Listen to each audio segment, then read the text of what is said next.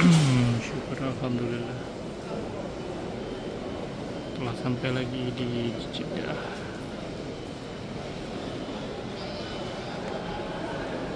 untuk melaksanakan umrah yang kedua. Terima kasih Allah, syukran. Jadi keluar dari Jeddah Airport kalau naik bus ini, tapi saya telah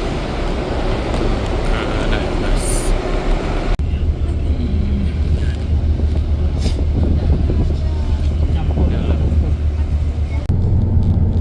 Jadi itu dia gaya-gaya arsitekturnya gaya-gaya Abbasiyah ya, karena dia sudah mengalami beberapa kali renovasi dan gaya arsitektur dinasti Abbasiyah lah yang kemudian diambil menjadi bangunan untuk apa namanya gaya arsitektur saat ini.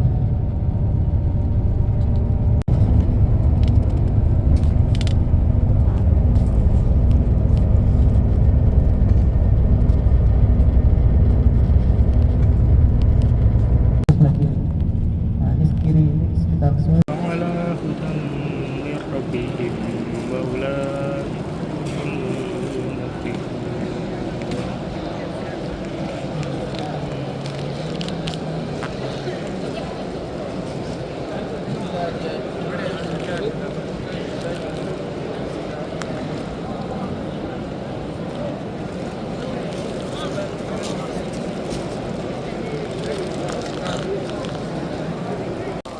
أشهد أن محمدا رسول الله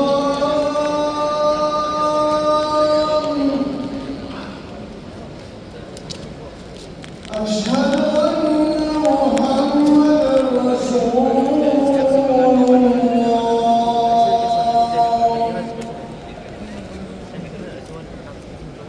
حي على الصلاة.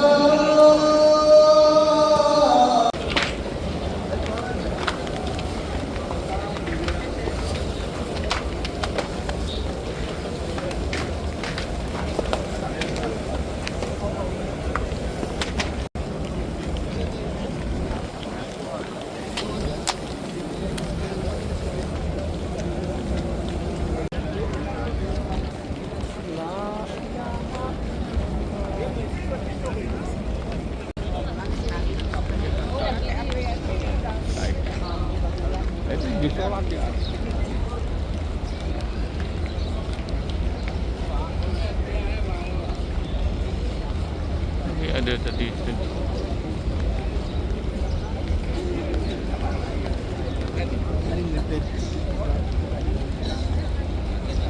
full.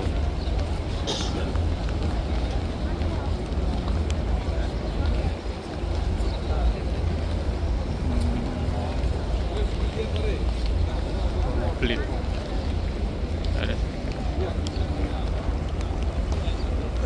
Subhanallah. Alhamdulillah.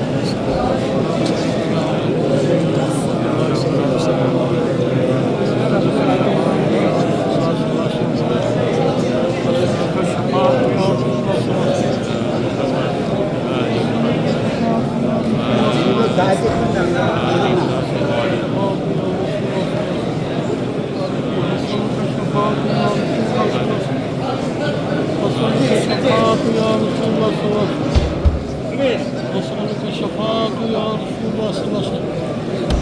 نسألك الشفاعة يا رسول الله صلى الله عليه وسلم. نسألك الشفاعة يا رسول الله صلى الله عليه وسلم.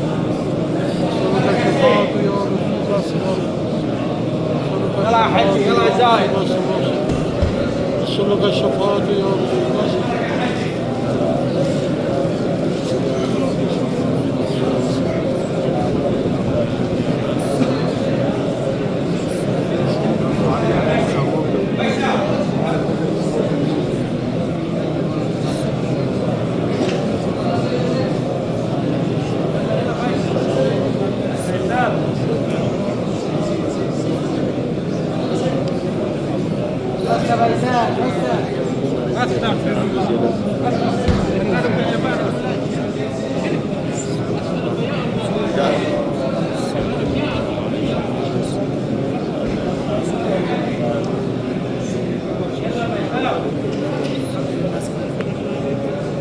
dengan membangun masjid, itu Masjid Kuba. Jadi kalau kita bisa bilang mulainya peradaban, sebuah peradaban Islam, peradaban yang seharusnya sebaiknya ya, itu adalah dengan dibangunnya masjid. Sehingga di beberapa kota Islam, masjid itu menjadi pusat dari pusat dari pemerintahan atau inti dari sebuah kota yang ada di daerah tersebut. Misal salah satu contoh di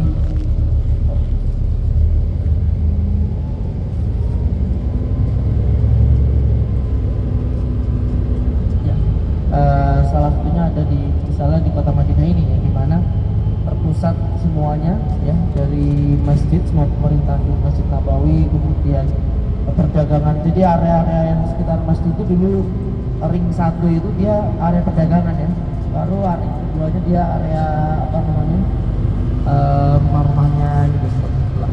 Meskipun dia nggak besar gitu, tapi pedagang-pedagang pada datang ke situ semua.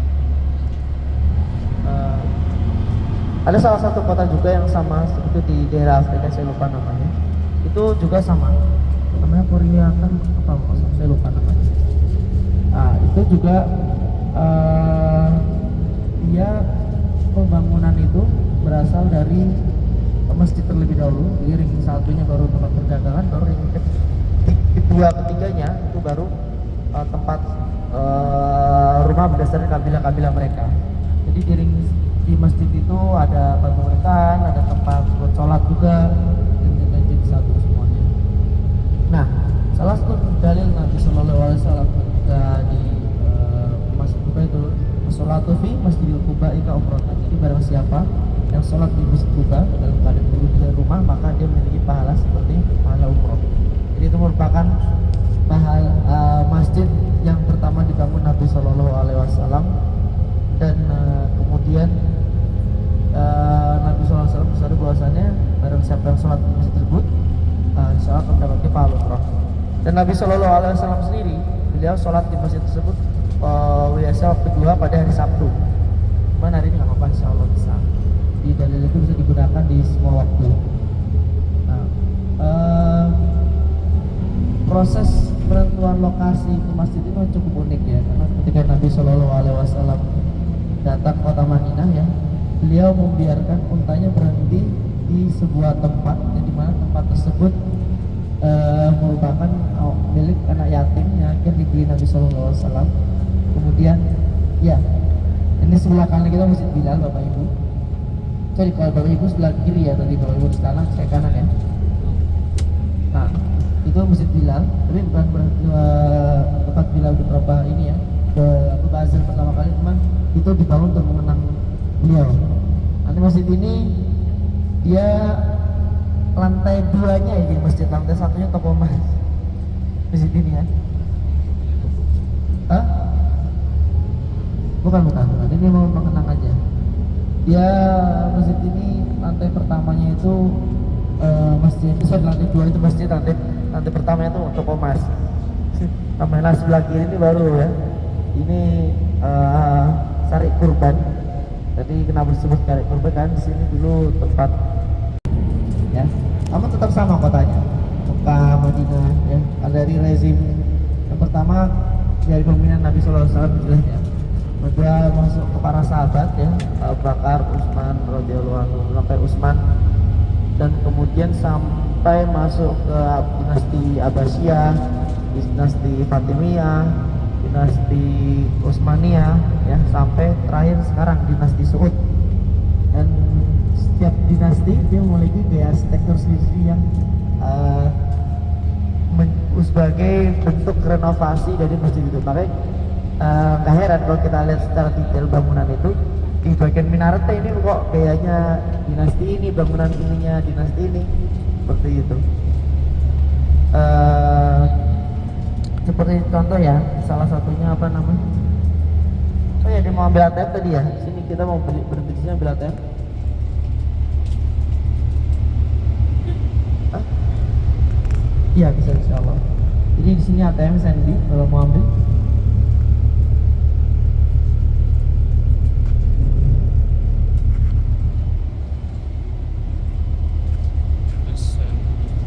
Kurma itu sendiri. Jadi semua struktur pohon kurma sebetulnya. Nah itulah kenapa kita lihat payung-payung yang ada di Masjid Nabawi itu semua terinspirasi dari kebun kurma. Inspirasinya. Nah ini depan kita ibu, ini adalah Masjid Kuba. Ini kalau malam bapak ibu bisa dari sini menuju ke bendera apa namanya Masjid Mama itu hanya dengan bayar 20 real PP ya, sekali jalan 10 real. Itu jauh dekat ya. Ini kan nanti ada pedestrian Kuba naik sampai ke sana. Jadi sampai ke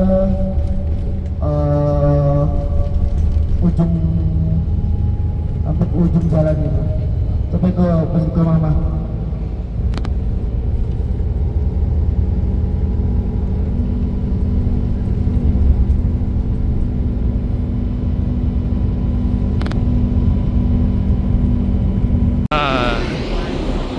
Itu adalah Masjid Kuba, masjid pertama yang dibangun oleh Rasulullah SAW.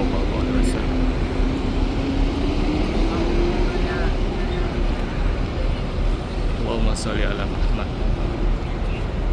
Dekat juga sih, sekitar berapa ya? Dalam 7 km juga sih dari kota Madinah. Inilah adalah Masjid Kuba, masjid pertama yang didirikan dalam Rasulullah SAW. Allahumma sholli.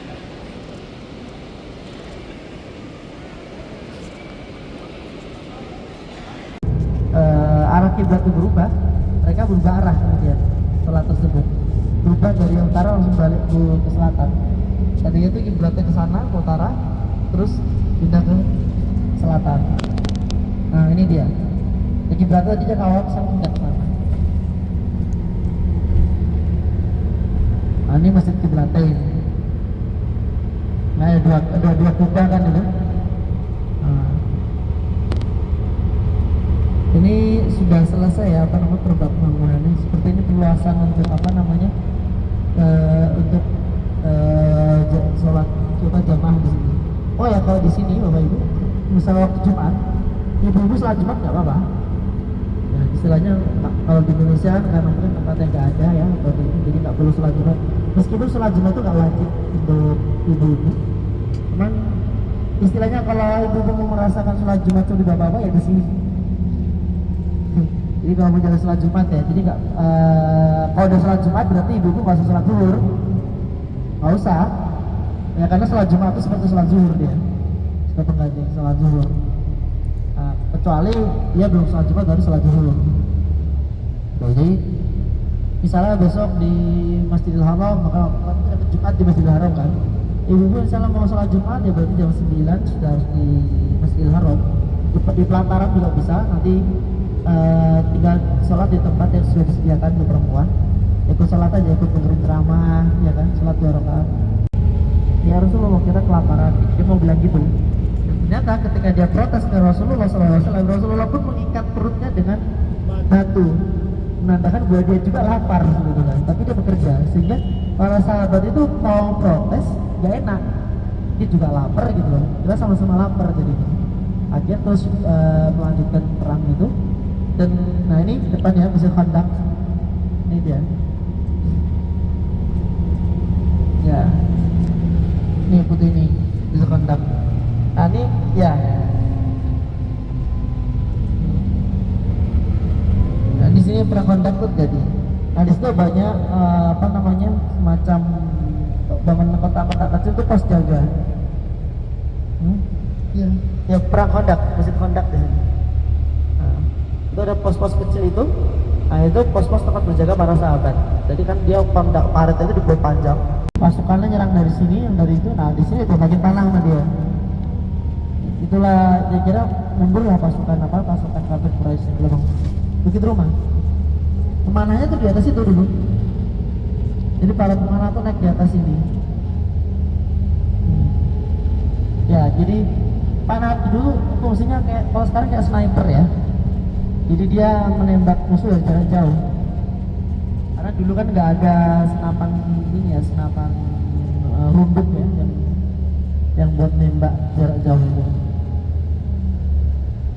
Dan kemudian ketika terjadi peperangan, akhirnya kaum muslimin mundur karena pada saat itu sudah menjelang malam. Ya, salah satu ketika perang pada saat itu ketika malam mereka udah balik ke tempat masing-masing. Nggak boleh ada istilahnya nusuk dari belakang gitu ya, lagi tidur terus ditusuk itu nggak ada. Nah, dan pada saat itu besoknya itu orang kafir Quraisy bersiasat bahwasanya kita harus pagi-pagi nyerang kemah Nabi Sallallahu Alaihi Wasallam. Dan pada satu bulan Nabi Sallallahu Alaihi Wasallam pun dia diberikan wahyu bahwasanya dia akan mendapat serangan fajar. Sehingga setelah subuh itu dia langsung bersiap untuk siap perang ya untuk menghadang serangan fajar tersebut. Dan kemudian ketika kaum kafir Quraisy ingin melakukan serangan, mereka kaget kok mereka udah siap gitu, ya kan? Dan Bukit akhirnya Rumah Jabal mereka mundur pada saat itu, sehingga mereka buat istilahnya mundur ke pembalasan dari Mekah. perang Nah Badar. ini tempat syuhada Uhud yang dipagarin itu.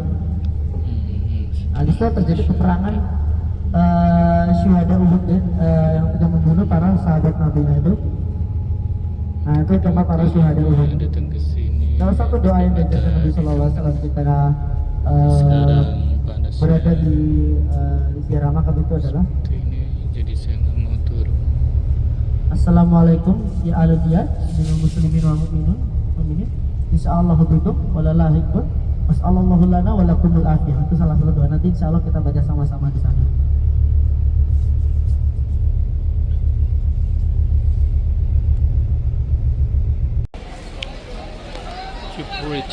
Chill free this one. Oh.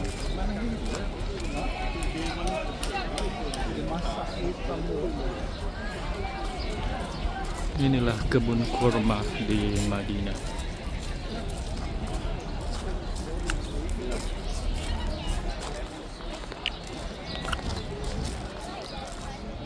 Labbaik Allahumma labbaik, labbaik la syarika lak labbaik, innal hamda wan ni'mata laka wal mulk la syarika lak, labbaik Allahumma labbaik, labbaik la syarika lak labbaik, innal hamda wan ni'mata laka wal mulk la syarika lak.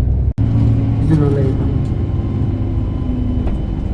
Masjid Bir Ali nikmatnya yang Nanti di sini insya Allah Bapak Ibu sebetulnya kita kalau untuk nikah langsung niat dari sini bisa. Dulu ngomong sholat dulu silakan monggo. Kita sholat dulu dahulu untuk sholat.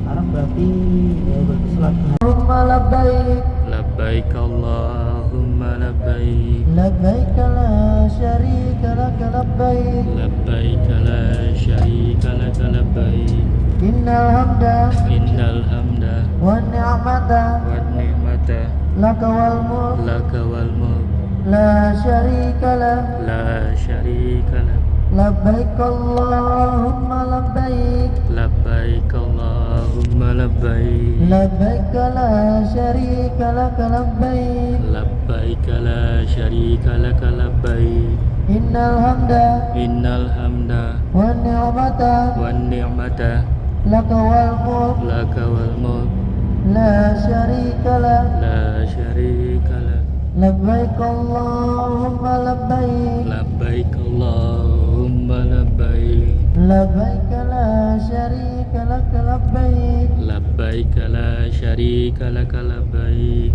innal hamda wan ni'mata laka wal mulk la syarikalah la syarikalah labbaik Allahumma labbaik labbaik Allahumma labbaik labbaik la syarika laka labbaik labbaik la syarika laka labbaik innal hamda wan ni'mata laka wal mulk la syarikalah la syarikalah labbaik Allahumma labbaik labbaik Allahumma labbaik labbaik la syarika laka labbaik labbaik la syarika laka labbaik innal hamda wan ni'mata laka wal mulk la syarikalah labbaik Allah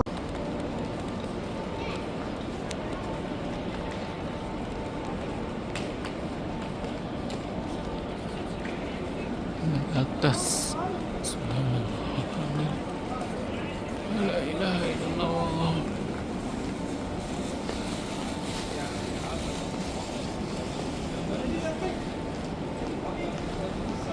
Sampai atas. Permisi.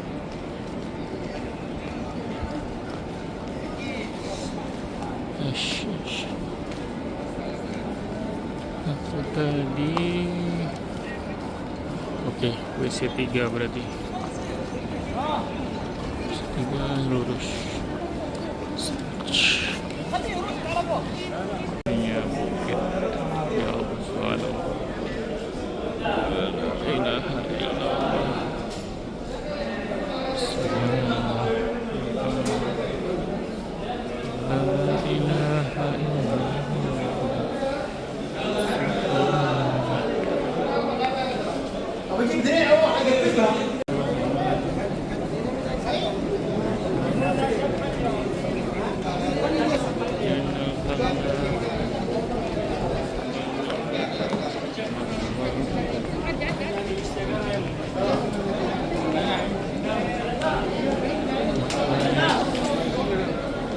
Saya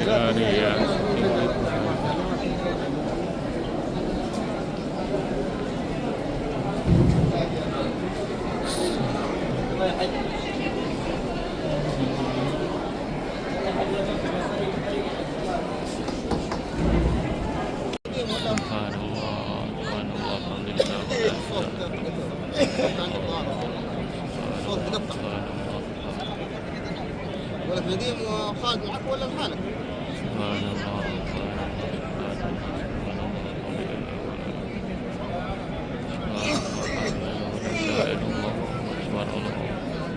ما حنساعدك ما يجيك ما نساعدك ما يجيك لبيك لا شريك لك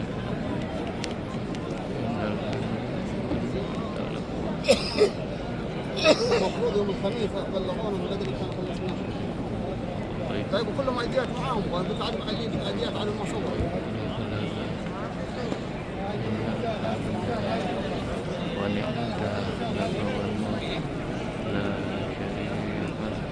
صوروا كل شيء. في مجموعة ضد ما صوروا لا إلا صورناهم.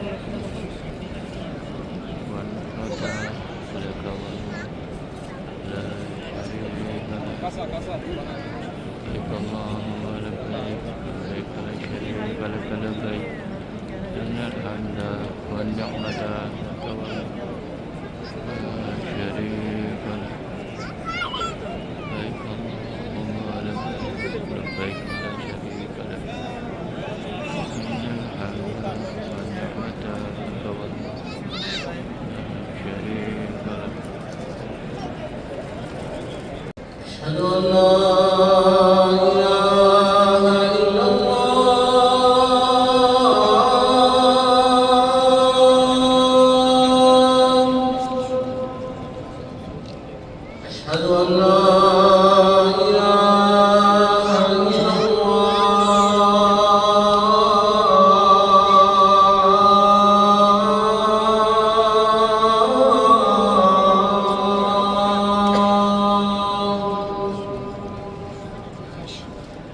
أشهد أن محمدا رسول الله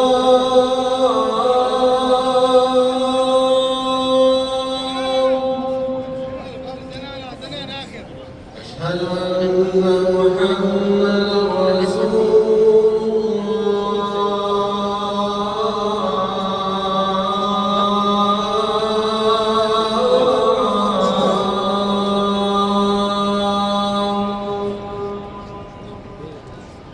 حي على الصلاة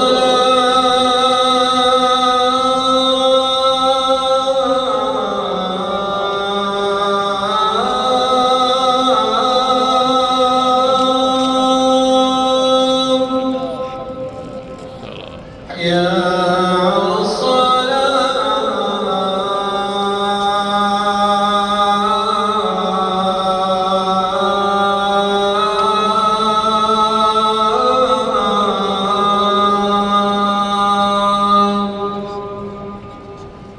حي على الفلاح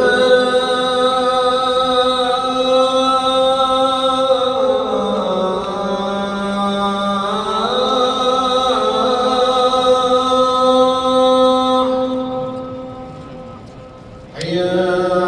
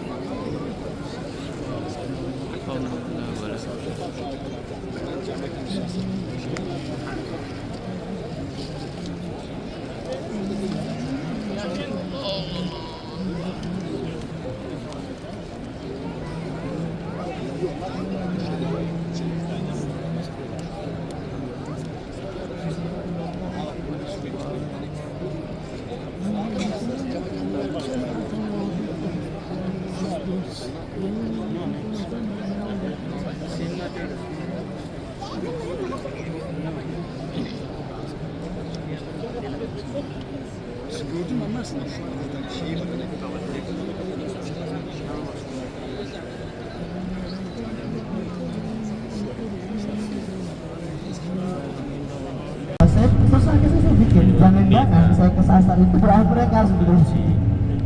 Ya, coba mereka berdoa supaya ada yang menolong kita gitu. Tolong bantu diri kita ke arah tembak kita tuh di mana gitu. Ya.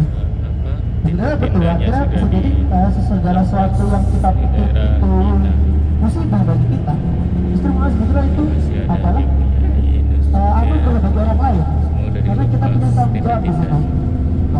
Karena bisa mereka minta tolong siapa, gitu kan? Karena mereka semua orang baru pertama, gitu kan?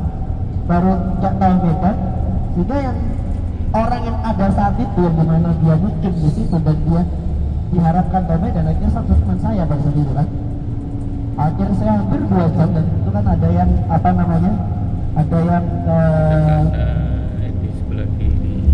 juga si kepencar ya, jadi karomnya itu kepala rombongan. Jadi kepala rombongan itu kalau di umroh itu TL ya, berleader tuh kalau di istilah jadi itu karom, kepala rombongan. Ada dia nyari jamaah yang kesasar terpencar ke Sidik Tanos Bukana, hampir 2 jam 4 jam itu kita di tengah panas itu 2 jam 3 jam lah kita ke tempat panas itu. Kemudian kita akhirnya berjalan sama-sama menuju Mina, dan ketika sampai Mina memang senyum dari para jamaah. Arafah, Jabarah, Jabarah.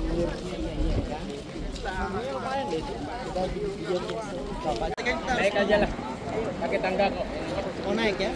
Naik semua. Naik semua yuk. Kita dulu ya.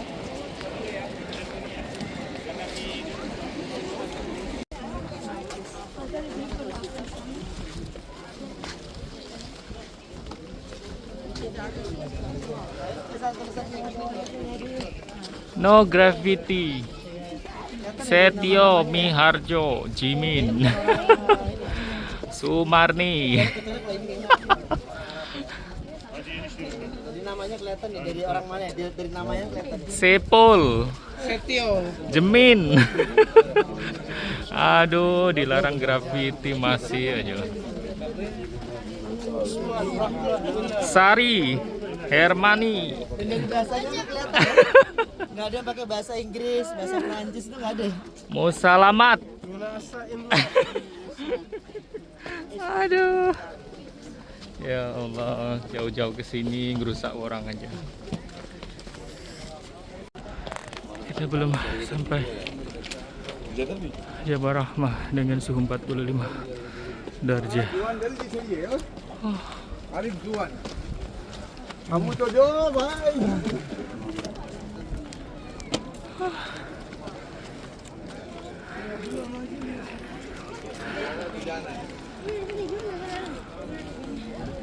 Kalau musim haji ini banyaknya.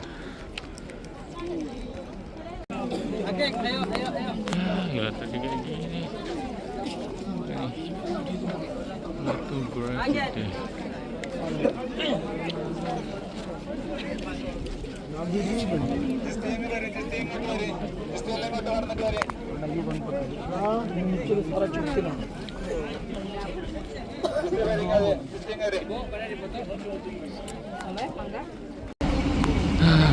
Inilah apa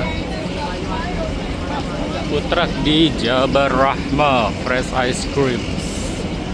Kita lihat tadi waktu datang belum seramai ini, sekarang sudah ramai, macam-macam ada. Saat ini kota Madinah 45 derajat. Mari semua ada. Mana kita? Jalan kapan?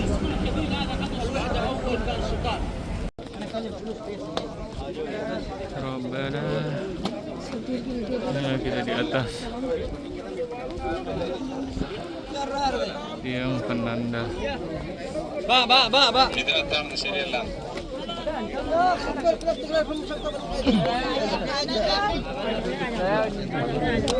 Graffiti tapi orang masih aja.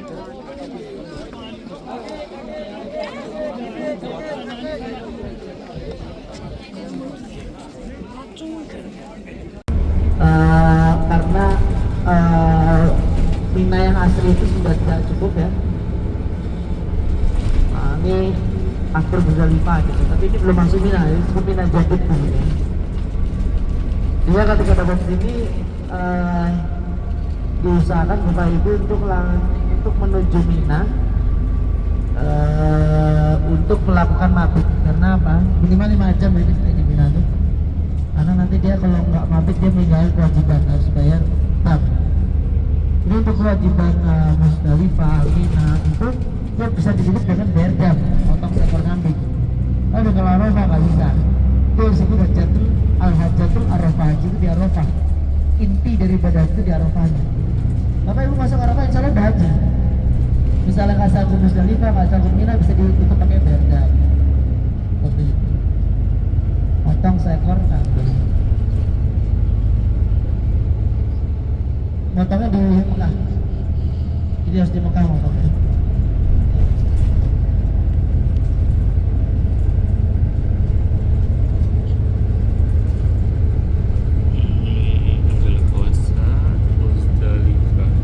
Nah ini udah masuk Mina ya. Ini udah Mina sudah Bapak Ibu ya. Mina. Ya ini Mina. Ini sudah Mina yang asli. Nah nanti di sana Bapak Ibu ada sebuah buku ya di mana tempat Nabi Ibrahim menyembelih Nabi Ismail. Jadi merupakan awal mula syariah untuk kurban, yaitu di mana Nabi Ibrahim alaihissalam menginginkan seorang anak. Kemudian Allah Azza wa Jalla memberikan dia seorang anak laki-laki dari istri yang kedua, ini istri Hajar. Beliau ketika sudah dewasa menunjukkan ketampanan fisiknya, Allah Azza wa Jalla merintahkan Nabi Ibrahim ya untuk naik ke atas itu. Kita lihat ada tugu kecil di sana sebelah kiri, Bapak Ibu semua ya. Itu ada tugu kecil di atas itu, dan itu adalah tempat lokasi di mana Nabi Ismail disembelih, yang kemudian dalam proses penyembelihan itu Nabi Ibrahim sebagai seorang ayah dengan itu anak pertamanya ya, dan itu sangat berat bagi beliau. Beliau sempat menanyakan kepada Nabi Ismail, karena Nabi Ismail memang anak yang soleh, dan dia berkata pada Nabi Ibrahim, apakah ini merupakan perintah Allah ya Abi? Ya, karena laki-laki ketika sudah dalam kondisi itu dia tidak banyak bicara ya. Dia bilang iya. Maka Nabi Ismail berkata, maka sembelihlah aku dalam keadaan terbalik. Jadi wajahnya di bawah. Kenapa? Sehingga ketika menyembelih Nabi Ibrahim tidak melihat wajahnya. Jadi kita bisa bayangkan seorang ayah ketika dengan anak pertama itu, ketika diperintahkan untuk menyembelih anaknya, dia harus melihat wajah anaknya. Itu kan sangat berat bagi seorang ayah. Jadi Nabi Ismail meminta, tolong balikkan, jangan hadapkan wajahku kepada wajahmu gitu, sehingga membuat dia semakin bisa menyelesaikan syariat itu dengan baik. Nah akhirnya ketika disembelih, dan Allah Azza wa Jalla menggantinya dengan seekor kambing. Jadi itulah dia merupakan satu dari 5 orang Rasul yang mendapat ujian paling berat ya. Di antaranya Nabi Muhammad SAW, Nabi Isa alaihissalam, ya, Nabi Musa, Nabi Ibrahim.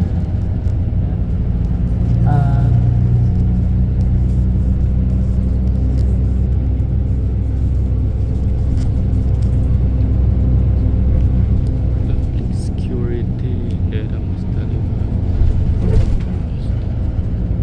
Sama Nabi Yakub kalau tidak salah, Nabi Yakub.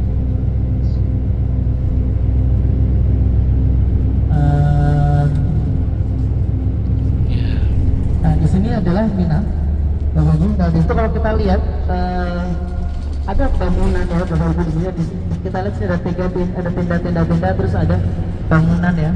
Oh ini kantor ya Bapak Ibu, kantor. Ada bangunan seperti gedung ya, itu disebut Kidana Tower. Nanti kita tunjukkan. Jadi merupakan haji eksklusif atau haji Mina itu sendiri akan dibuat gedung-gedung seperti itu. Betul. Gedung. Tahun sekali. Ya itu tenda Mina. Adalah haji plastik tower asli gedung Tower Kidana namanya. Riau. Atau dia dikasih kasur ya, kasurnya kasur yang ada apa namanya? Dari Tempatnya kalau di bahasa Indonesia apa? kerajaan Arab Saudi itu. Katilnya ya, katilnya ya, yang Nginepnya di namanya situ. kasur, bukan basahan Biasa kasurnya sih. ya. Kosong. Dan dia makannya ini ya, makannya prasmanan ya. Sama sebetulnya maktab-maktab yang di dekat Jamarat sebelah kiri kan Jamarat nih. Ada jumrah. Itu tenda putih atasnya itu tempat ininya, tempat dilemparnya. Itu ulang, usto yang tengah, yang ujung akodah.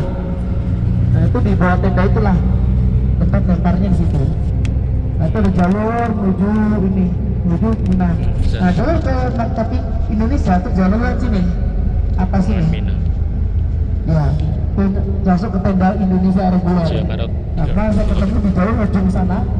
Tempat tadi kita lewat jalan mobil itu. Oke, Nah, kita sampai bisa ketemu jalan lagi. itu yang satu Thank ujung, you. satu ujung. Coba. Nah, kenapa disebut Jabal Nur? Itu adalah Jabal Artinya Nur. Bukit Cahaya. Bukit Ya, karena Cahaya. itulah tempat turunnya Al-Quran pertama kali yang menjadi cahaya bagi seluruh umat manusia, seluruh alam, rahmatan lil alamin. Nah, proses turunnya wahyu ini cukup berat bagi Nabi Shallallahu Alaihi Wasallam karena dia harus bertemu dengan sosok malaikat Jibril ya. Jadi malaikat itu gak kecil ya, besar ya. Jadi dan dengan suara yang menyeramkan gitu ya, dalam baca Iqra gitu, layak saya tidak bisa baca gitu.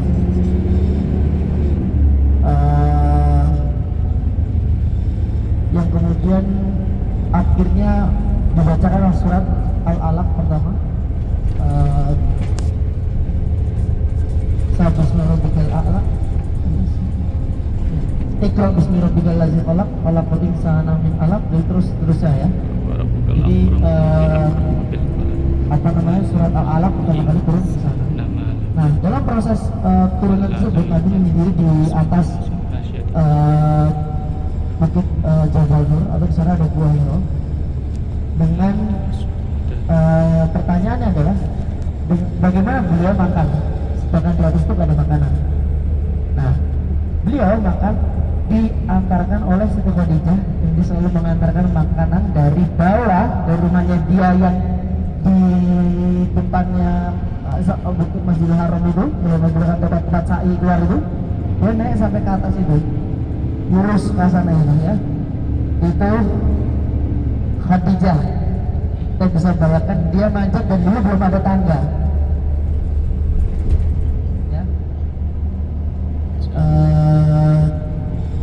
Dulu belum ada tangga, dan ketika manjat itu beliau, kita bisa ada kalau tidak posisi hamil, tidak salah. Jadi memang luar biasa perjuangan beliau dalam melayani Nabi Shallallahu Alaihi Wasallam ya. Begitu besar pengorbanan beliau sehingga beliau itu menjadi salah satu wanita yang menggetarkan surga. Jadi ada 4 wanita yang menggetarkan surga istilahnya ya. Jadi begitu dari para wanita. Secara pertama jelas Khadijah. Yang satu lagi Bapak Ibu tahu? Hah? Siapa? Ada yang tahu? Ya, Fatimah ya. Terus siapa lagi? Ada yang tahu? Yaitu Asia, istrinya Fir'aun. Dan yang terakhir adalah Maryam Ummu Isa ya, jadi ibunya Nabi Isa alaihi salam. Nah,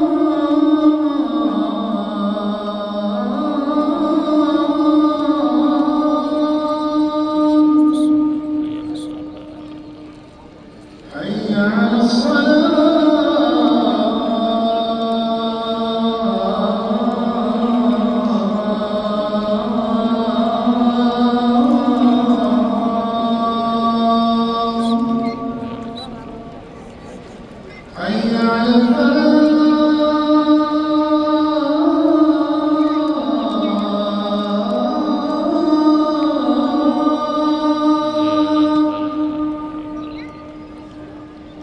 حي على الفلاح